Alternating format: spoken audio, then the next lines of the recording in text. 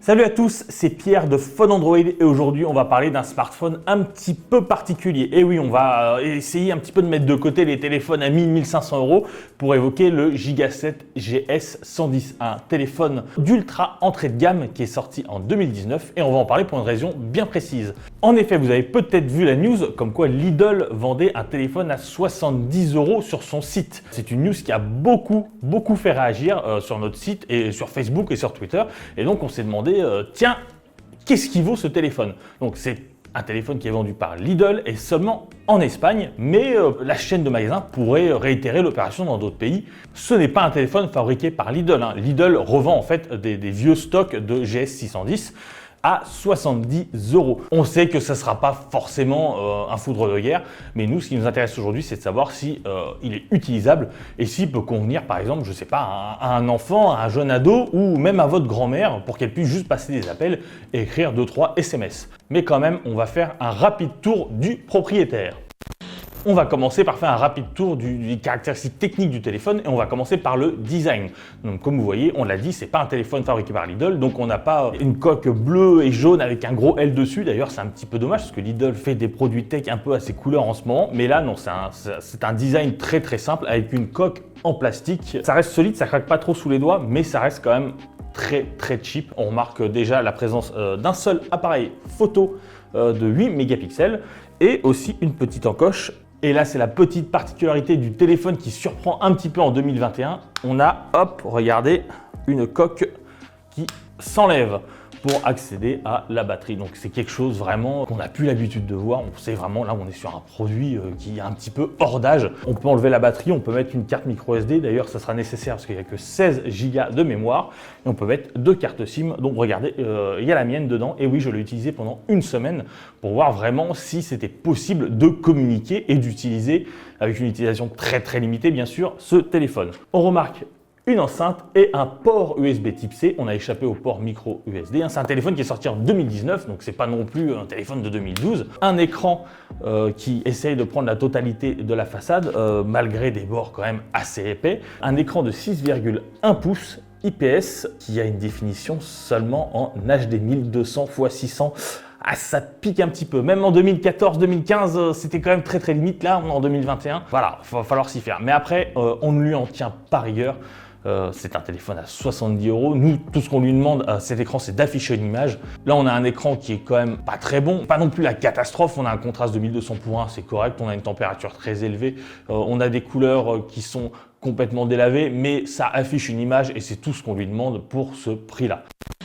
De quoi on peut parler d'autre? De l'appareil photo, 8 mégapixels, on l'a dit, là on est sur une qualité webcam de 2010, ça suffira même pas pour prendre vos spaghettis et les poster sur Instagram. On n'attendait pas non plus beaucoup plus pour ce tarif-là. On peut évoquer également une batterie de 3000 mAh avec une autonomie qui peut tenir 2 jours et ça c'est plutôt cool. En même temps, l'écran n'est pas très gourmand. Donc voilà, on a fait un rapide tour, c'est pas non plus bien brillant, mais à ce prix-là, nous tout ce qu'on attend, c'est de savoir si on peut l'utiliser comme téléphone principal.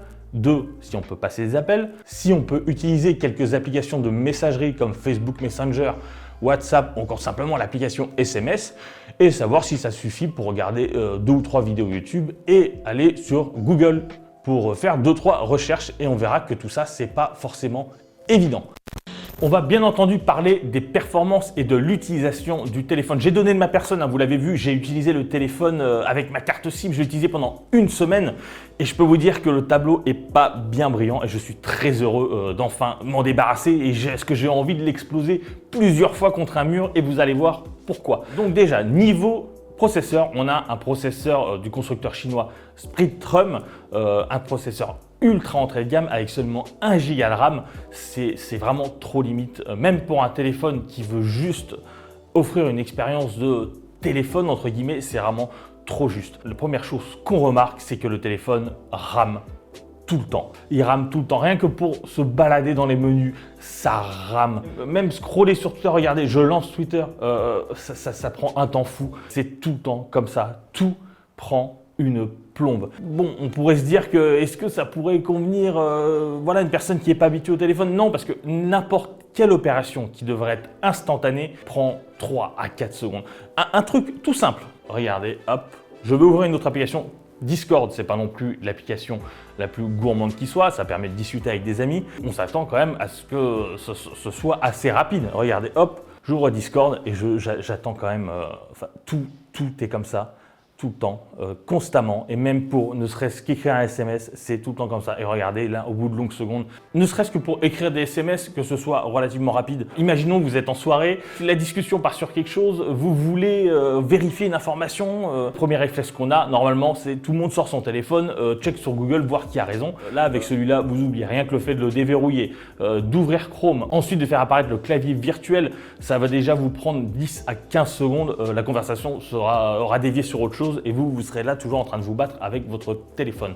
Pour ce prix-là, on aurait pu espérer un téléphone qui fonctionne et là, il ne fonctionne pas comme il devrait fonctionner. Et encore, là, on est du beau côté du tableau parce que le téléphone a un autre problème, c'est qu'il plante constamment. Il plante constamment dans le sens où au moins une fois par jour, votre téléphone plantera. Vous êtes en train de l'utiliser, vous êtes en train de, je sais pas, naviguer sur Google ou de regarder une vidéo YouTube et vous recevez un SMS ou un message WhatsApp ou sur Facebook Messenger. Là, votre téléphone se frise d'un coup et revient sur le menu principal du bureau. Donc, c'est vraiment très agaçant. Moi, plusieurs fois lors de ma semaine de test, le téléphone a complètement planté. J'étais obligé de le redémarrer parce qu'il n'y avait plus rien qui fonctionnait. Tout ça parce que j'avais reçu un message. Quand vous êtes habitué à des téléphones un petit peu plus haut de gamme, ça vous agace. Mais même si vous n'êtes pas habitué aux produits smartphone, c'est quelque chose qui n'est pas acceptable. Si vous voulez donner ce téléphone à votre grand-mère, les plantages vont vite la décourager parce qu'elle ne va pas comprendre pourquoi ça plante. C'est dommage parce que pour ce prix-là, on s'attendait vraiment à un produit pas forcément très bon. On a vu la fiche technique, on ne s'attendait pas à des miracles, mais à un produit qui fonctionne. Et là, ce n'est vraiment pas le cas. Et cerise sur le gâteau, ce téléphone dispose d'Android 9.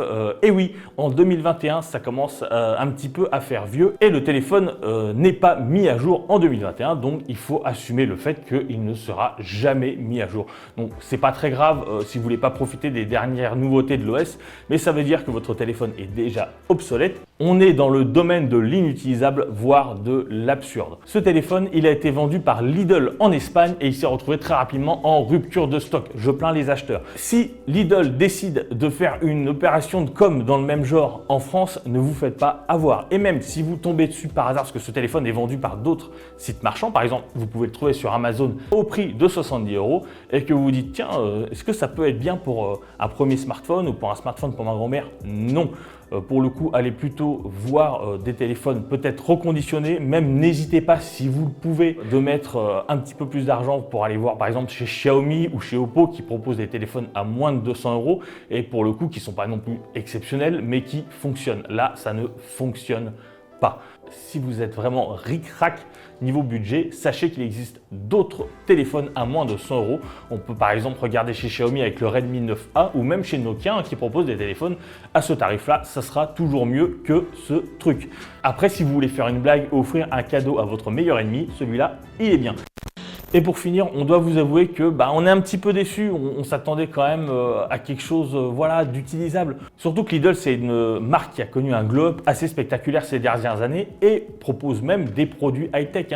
On peut évoquer par exemple le robot Monsieur Cuisine qui a été un carton ou même des écouteurs True Wireless. Bon, ça vaut pas les AirPods d'Apple ou les Galaxy Buds de Samsung, mais ce sont des produits qui fonctionnent et qui sont vraiment pas chers. Donc nous, ce qu'on attend de la part de Lidl, c'est pas de vendre des fonds de tiroir de Giga 7 qui ne marchent pas, mais pourquoi pas de concevoir son propre téléphone avec le design de Lidl. On a vu que ça marchait par exemple avec les baskets bleues et jaunes. On attendrait vraiment un produit de ce type-là, mais pas ce truc-là. Ce truc-là, on va s'en débarrasser et on va plus en parler du tout.